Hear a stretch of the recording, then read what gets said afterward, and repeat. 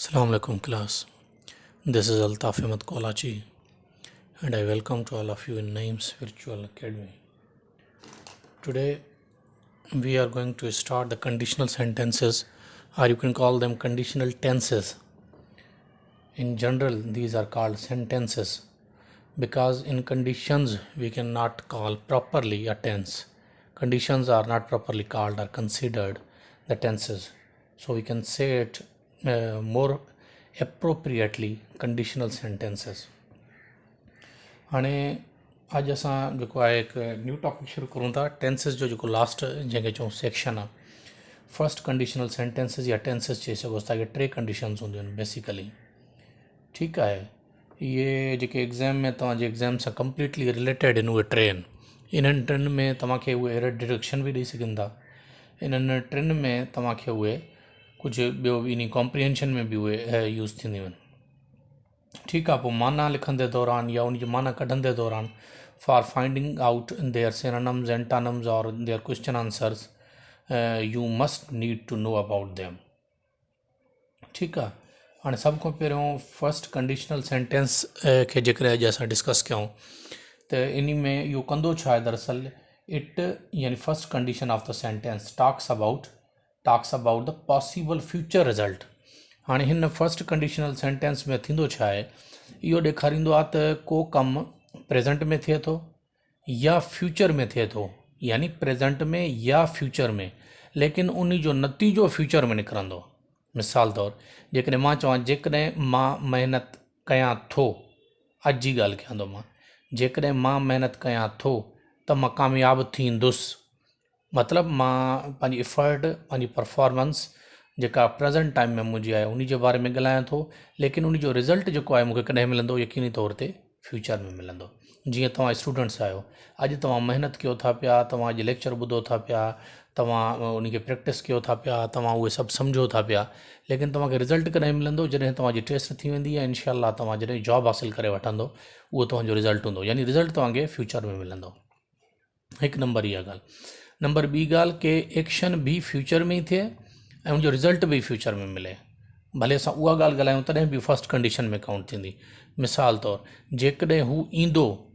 त मां बि ईंदुसि जेकॾहिं हू कराची वेंदो त मां हुन सां मिलंदुसि ठीकु आहे जेकॾहिं हू महिनत कंदो फ्यूचर जी ॻाल्हि करां थो जेकॾहिं हू महिनत कंदो त कामयाबु थींदो हाणे इहे ॿई सेंटेंसिस जेके आहिनि उहे फ्यूचर जा आहिनि ठीकु आहे इहे बि फर्स्ट कंडीशन में वेंदा आहिनि हाणे इन जो तरीक़ेकार छा हूंदो आहे सिंधी में तव्हांखे इन जी निशानी हाणे हिते उहो टेंस कोन्हे जो पर्टिकुलरली तव्हांखे इन जी हिकिड़ी निशानी सम्झाए छॾां हे कंडीशनल सेंटेंसिस हाणे कंडीशनल सेंटेंसिस यादि रखे छॾियो ॿिनि क्लाज़ ते मुश्तमिल हूंदा आहिनि ॿिनि क्लाज़िस ते मुश्तमिल हूंदा आहिनि ठीकु आहे अच्छा हाणे हिकिड़ो इन्हनि में हूंदो आहे डिपेंडेंट क्लॉज़ ॿियो हूंदो आहे इंडिपेंडेंट क्लॉज़ हाणे डिपेंडेंट ऐं इंडिपेंडेंट क्लॉज़ आई होप कि तव्हां कॉम्प्लेक्स सेंटेंस में मां तव्हांखे अॻु में पढ़ाए आयो आहियां त डिपेंडेंट छा हूंदो आहे डिपेंडेंट क्लॉज़ हूंदो आहे जेको इंडिपेंडेंट क्लॉज़ खां अलावा पंहिंजी माना पूरी न ॾेखारे सघे या ॿियनि लफ़्ज़नि में जेकॾहिं चऊंसि डिपेंडेंट क्लॉज़ या डिपेंडेंट पार्ट ऑफ सेंटेंस तव्हां इनखे तव्हांजी आसानी जे लाइ जेकॾहिं मां इनखे सॾां त जुमिले जो उहो हिसो जेको ॿिए ते भाड़ींदो आहे उहो हूंदो आहे जंहिंमें जेकॾहिं लॻल हुजे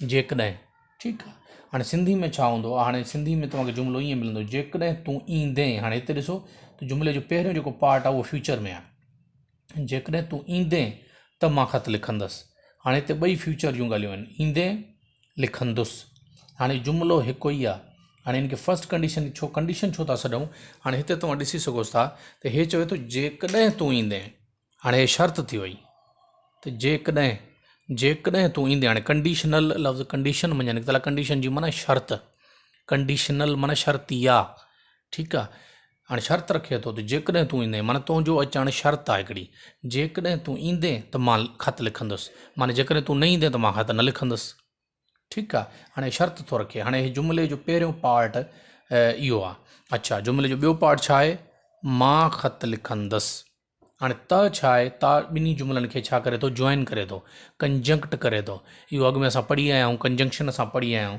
इहो त जेको आहे हिते कंजंक्शन जो कमु करे थो ठीकु आहे हाणे पहिरियों जुमिले जो पार्ट हे आहे ॿियो हे आहे यादि रखे छॾो त कंडीशनल सेंटेंसिस में ये जेकॾहिं वारो पार्ट भले पहिरें में रखो तॾहिं बि ठीकु आहे सिंधी में आख़िर में रखो तॾहिं बि ठीकु आहे कीअं हाणे हिते मां लिखियो आहे जेकॾहिं तूं ईंदे त मां ख़त लिखंदुसि ठीकु।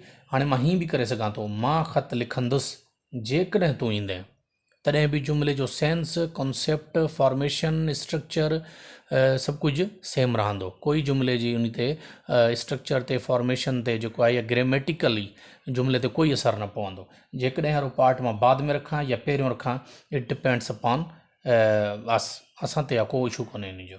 अच्छा, सेंस ॿिन्ही जो सेम रहंदो। हाणे हिते मां तव्हांखे अॻु में पढ़ायो आहे त रिज़ल्ट फ्यूचर में ॾेखारींदो या शर्त आहे, पोइ भले कमु हाणे थिए थो या फ्यूचर में। हाणे हिते तव्हां ॾिसो कमु फ्यूचर, जेकॾहिं तूं ईंदे फ्यूचर में, रिज़ल्ट कॾहिं ईंदो त फ्यूचर में तूं ईंदे त उनजो रिज़ल्ट छा निकिरंदो, मां ख़त लिखंदुमि, रिज़ल्ट आहे उनजो। पर फ्यूचर में ॿई sentences, both of these clauses are both parts of these sentences जेको आहे टॉक अबाउट फ्यूचर, ॿई फ्यूचर जे बारे में ॻाल्हाइनि था। ठीकु आहे। अच्छा, हाणे हिन जी फॉर्मेशन जंहिंखे चऊंसि उहा छा थींदी, पहिरियों हूंदो जेकॾहिं, जेकॾहिं सां प्लस में ज़मान मुस्तक़बिल। हाणे हिते ज़मान मुस्तक़बिल बि थी सघे थो, ज़मान हाल बि थी सघे थो, मां तव्हांखे अॻु में ॿुधायो आहे। पर आम तौर ते हिते ज़मान मुस्तक़बिल हूंदो आहे। सिंधी में, सिंधी जी ॻाल्हि कयूं था, सिंधी में जेकॾहिं सां गॾु ज़मान मुस्तक़बिल जो को बि जुमिलो हूंदो, ठीकु आहे, ऐं प्लस में वरी अॻिते बि ज़मान मुस्तक़बिल हूंदो। हाणे हे ज़मान मुस्तक़बिल परमानेंट आहे, हे टेम्पररी आहे। हिते ज़मान मुस्तक़बिल बि थी सघे थो, ज़मान हाल बि थी सघे थो। ठीकु। अच्छा, हाणे जेकॾहिं इंग्लिश में इनखे कन्वर्ट करणो हुजे त इंग्लिश में छा कंदासीं। हाणे इन साॻे सेंटेंस खे मां कन्वर्ट कयो आहे, जेकॾहिं तूं ईंदे, इफ़ यू कम। हाणे हिते सम्झण वारी ॻाल्हि आहे त जॾहिं फर्स्ट कंडीशनल सेंटेंस हुजे, यानी पहिरें जुमिले जो जेकॾहिं वारो पार्ट जेको आहे उहो या हाल में हुजे या मुस्तक़बिल में हुजे, लेकिन उनजो अॻियों जेको हिसो आहे उहो लाज़मी तौर ते मुस्तक़बिल में हुजे।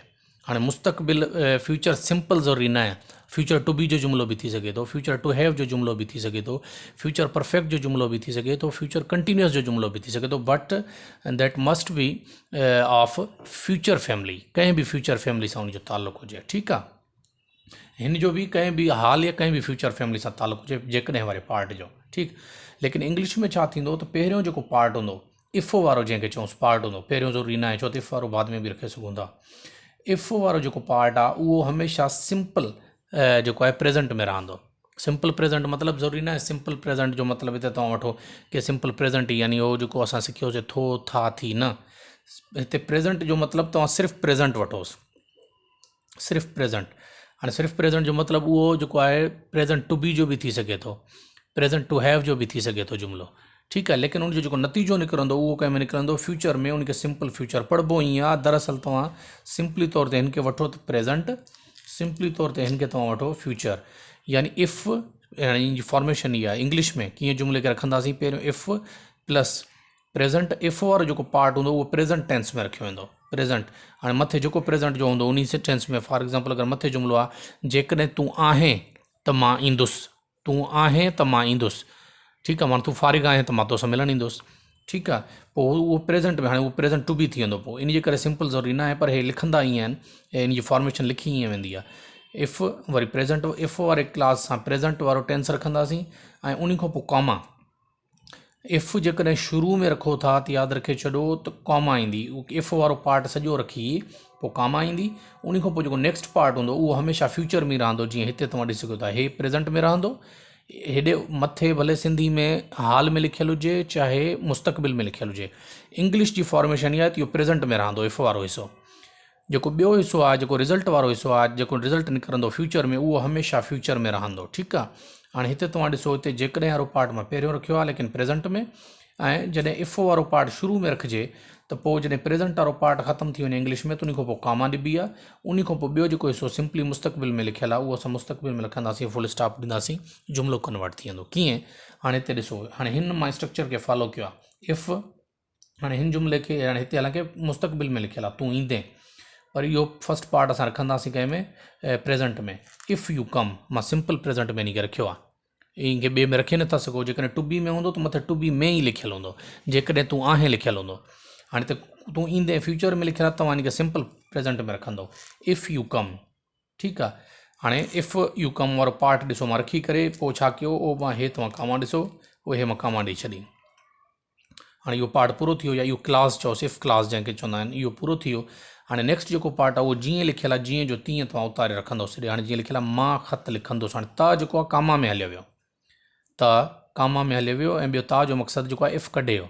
इफ़ हिते कंजंक्ट करे थो, सम्झो जो जुमिले खे कंजंक्ट करे थो, जॉइन करे थो। ठीकु आहे, हाणे इफ़ हिते जेको आहे न इहो एज़ कंजंक्शन इस्तेमालु थियल अथव, कंजंक्शन जुमिले खे जॉइन करे थो।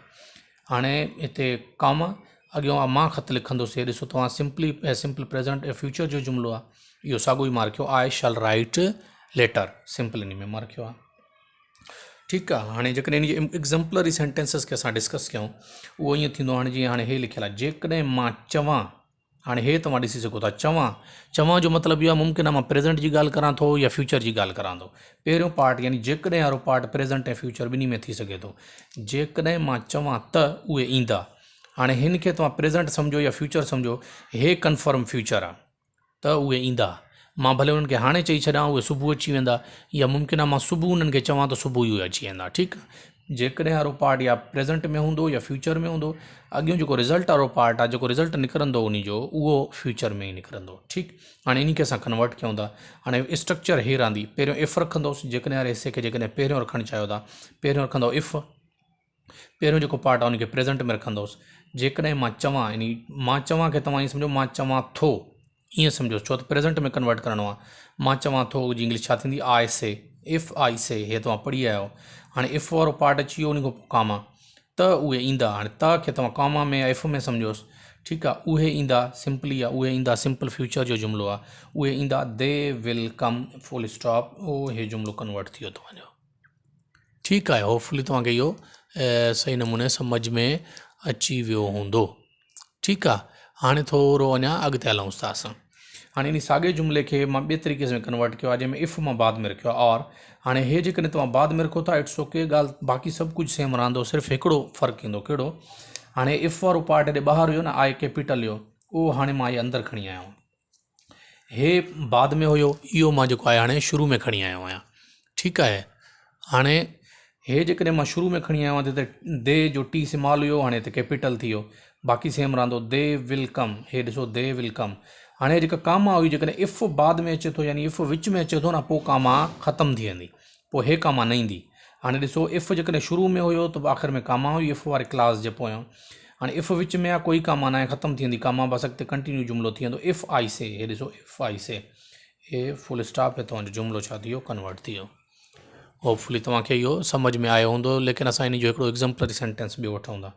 जेकॾहिं हू फ़ारिग़ आहे, हाणे हिते मां आहे खे ब्रेकेट में इन जे करे रखियो आहे, त आहे चयोसि या हूंदो चयोसि, ॻाल्हि साॻी आहे। जीअं असां सिंपली तौर ते ॻाल्हाईंदा आहियूं रूटीन जेको आहे लैंग्वेज में, जेकॾहिं हू फ़ारिग़ आहे या जेकॾहिं हू फ़ारिग़ हूंदो त असां खेनि दावत ॾींदासीं। हाणे हे फ्यूचर में आहे, हे तव्हां भले प्रेज़ेंट में सम्झोसि या फ्यूचर में सम्झोसि, हे फ्यूचर में ई आहे। ठीकु आहे, हाणे जेकॾहिं वारे खे असांखे उहो ई प्रेज़ेंट में रखिणो आहे, भले प्रेज़ेंट सम्झूंसि या फ्यूचर सम्झूंसि। जेकॾहिं हू फ़ारिग़ हूंदो बि लिखियलु तव्हां सम्झंदो फ़ारिग़ आहे, प्रेज़ेंट में रखिणो आहे। जेकॾहिं हू फ़ारिग़ आहे, हाणे हिते ॾिसो, हू फ़ारिग़ आहे, कोई एक्शन कोन थो थिए, टू बी जो सेंटेंस आहे। हाणे हिते मथे फ्यूचर टू बी जो लिखियलु हूंदो न, तव्हां उनखे प्रेज़ेंट टू बी में कन्वर्ट करे वठंदव। जेकॾहिं हू फ़ारिग़ आहे, इफ़ ही इज़ फ्री। ठीकु आहे, हाणे इफ़ शुरू में आहे त हिते कॉमा, त असां खेनि दावत ॾींदासीं। हाणे हिन खे असां खेनि यानी उन्हनि खे दावत ॾींदासीं या हुनखे दावत ॾींदासीं, इहो थींदो असां वी। हाणे फ्यूचर सिंपल जो जुमिलो आहे, वी शल इनवाइट हिम, फुल स्टॉप, हे जुमिलो कन्वर्ट थी वियो। हाणे इफ़ वारे क्लास खे या इफ़ वारे क्लास खे जेकॾहिं अंदरि रखूं त पोइ कीअं थींदो, पहिरियों हे पार्ट रखंदासीं, पोइ डब्ल्यू कैपिटल थी वेंदो, वी शल इनवाइट हिम। हाणे सॼो साॻियो रहंदो, सिर्फ़ु छा थींदो, हे कामा ख़तमु थी वेंदी, कामा ख़तमु करे वरी हे पार्ट खणी ईंदासीं, इफ़ ही इज़ फ्री, हे जुमिलो कन्वर्ट थी वियो। उमेदु आहे तव्हांखे इहो क्लियर तौर ते सम्झ अची वियो हूंदो। फर्स्ट कंडीशनल सेंटेंस ही आहे। अॼु सेकंड कंडीशन नथो पढ़ायां, छो तव्हां कंफ्यूज़ थी वेंदो, हे थोरो नए टाइप जा जुमिला आहिनि, कंडीशनल सेंटेंसिस आहिनि, हे अॼु तव्हांजे लाइ इहो काफ़ी आहे। अच्छा, इन सां गॾु अॼु आहे वर्ड्स एंड एंटानम्स। हाणे वर्ड्स ऐं एंटानम्स इन सां, हाणे वर्ड्स एंड एंटानम्स में एंटानाइम्स भी पढ़बो आहे, इनखे एंटानम्स भी पढ़ी सघो था। ठीकु आहे, सिनोनिम या सिनोनाइम भी इनखे पढ़ंदा आहिनि। ठीकु आहे, हाणे वर्ड्स एंड एंटानम्स में अॼु 10 वर्ड मां लिखी आयो आहियां। सभ खां पहिरियों आहे वर्ड केलो। केलो वर्ड जी माना छा आहे, नौजवान या नओ। ठीकु आहे, हाणे इन जो एंटानम छा आहे, वेटेरन। वेटेरन, हाणे वेटेरन जी माना तव्हां सम्झी सघो था, झूनो, पुराणो, खुथल। ठीकु आहे, हाणे उन खां पोइ सेकंड वर्ड आहे चेरी। हाणे चेरी जी माना आहे किफ़ायत शुआर। किफ़ायत शुआर तव्हां सम्झंदा हूंदो बचत करण वारो, ठीकु आहे, या ख़्यालु करण वारो, पैसे खे ख़्याल सां ख़र्च करण वारो। इन जो एंटानम आहे केयरलेस, जेको बेपरवाह हुजे कंहिं बि कम में या पैसे जे मामले में या कंहिं बि मामले में बेपरवाह हुजे, उहो विचथरी राह न वठंदो हुजे, उहो तमामु बेपरवाह क़िस्म जो इंसानु हुजे। उन खां पोइ टियों आहे विथड्रा। हाणे विथड्रा जो मतिलबु आहे वापसि थियणु या वापसि वठणु, ठीकु आहे। विथड्रा जो एंटानम छा थींदो? एडवांस। माने हिन जो मतिलबु आहे विथड्रा जो आहे जेकॾहिं वापसि थियणु या वापसि वठणु वठूंसि, एडवांस जो मतिलबु अॻिते वधणु या अञा वधीक ॾेई छॾणु, ठीकु। उन खां पोइ चोथों वर्ड जो आहे पिट। हाणे पिट जी माना आहे खॾु या जंहिंखे चवंदा आहियूं ॾार, सोराख़, ठीकु आहे न। हाणे हिन जो अपोज़िट वर्ड या एंटानम वर्ड छा आहे? पीक। पीक माना चोटी। अच्छा, उन खां पोइ आहे डीमर। हाणे डीमर जी माना आहे हेॾां होॾां करणु या जंहिंखे आम असां सिंधी में चवंदा आहियूं नटाइणु, ठीकु आहे। इन जो एंटानम वर्ड या अपोज़िट वर्ड इन जो छा थींदो? एक्सेप्ट। हाणे इन खे एक्सेप्ट बि पढ़िबो अथव, एक्सेप्ट बि पढ़िबो अथव, माने क़बूल करे वठणु, हेॾां होॾां न करणु, कोई बहानो न करणु, क़बूल करे वठणु उन शइ खे। अच्छा, उन खां अॻियों असां वटि वर्ड आहे एक्रीमोनियस। एक्रीमोनियस जी माना आहे तिखो या कौड़ो। हाणे हिते कूड़ो न सम्झिजोसि, कौड़ो आहे, ठीकु आहे न। तर्श जंहिंखे चवंदा आहियूं, कौड़ो, टेस्ट में कौड़ो हुजे या ॻाल्हाइण जो कौड़ो हुजे या उअं ई न वणंदो हुजे को माण्हू, उन खे बि ईअं चई सघे एक्रीमोनियस। हाणे इन जो एंटानम या अपोज़िट वर्ड छा थींदो? सूदिंग। हाणे सूदिंग जी माना सुकून ॾींदड़, आराम ॾींदड़, फ़रहत ॾींदड़। सतों वर्ड असां वटि आहे फिकिल। हाणे फिकिल जी माना आहे फिरणो घिरणो। माना हिकु माण्हू जीअं चवंदा आहियूं न, माण्हू या का बि शइ फिरणी गिरणी हूंदी आहे। हिकिड़ो माण्हू आहे अॼु हिकिड़ी ॻाल्हि करे थो, सुबुह ॿी ॻाल्हि करे थो, त उहो फिकिल थी वियो। हाणे हिकिड़ो माण्हू हूंदो आहे जेको मुकमिल पंहिंजी ज़बान जो पको हूंदो आहे, या हिकिड़ी शइ जेका मुकमिल हिकु ई जॻह ते बीठल हूंदी आहे, उन जो अपोज़िट वर्ड छा थींदो? कॉन्स्टेंट। कॉन्स्टेंट माना हिकु जॻह ते बीठल या मुस्तक़िल जंहिंखे चऊंसि। अठों वर्ड आहे हिपोक्रेटिकल। हाणे हिपोक्रेटिकल जी माना आहे मुनाफ़िक़, यानी अंदर जो ॿियो ऐं ॿाहिरि जो ॿियो, ठीकु आहे। हाणे हिपोक्रेटिकल या मुनाफ़िक़त सां बि चई सघो था तव्हां एडजेक्टिव में जेकॾहिं वठोसि, त हिपोक्रेटिकल जो एंटानम छा थींदो? सिंसियर बि करे सघो था, सिंसियरली बि करे सघो था, ठीकु आहे, यानी सचो, ईमानदार, सिधो। नाउ जो वर्ड आहे इसेंशियल। हाणे इसेंशियल जी माना आहे ज़रूरी या लाज़मी, ठीकु आहे न। हाणे इन जो अपोज़िट वर्ड या एंटानम वर्ड छा थींदो? ऑप्शनल। माना जेका शइ ज़रूरी न हुजे, ऑप्शन जे तौर ते उहा हुजे, मतिलबु if we opt it it's good, otherwise no problem. अच्छा, ॾहों असां वटि आहे एबोमिनेट। हाणे एबोमिनेट जी माना आहे नफ़रत करणु या कंहिं शइ खां कराहत करणु, कंहिं शइ खे नापसंदि करणु, ठीकु आहे। इन जो एंटानम वर्ड छा थींदो? लव। कंहिं शइ सां मुहबत करणु, कंहिं शइ खे पसंदि करणु, ठीकु आहे। अॼु जो असांजो इहो ई कमु आहे। उमेदु आहे तव्हांखे सम्झ अची हूंदो लेक्चर। वॾी महिरबानी।